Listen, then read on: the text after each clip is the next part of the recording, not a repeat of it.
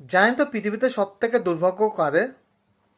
ভারতবর্ষের যেসব এমপ্লয়িরা tax pay করে, সেটা গভর্নমেন্ট হোক সেটা প্রাইভেট সেক্টরের হোক।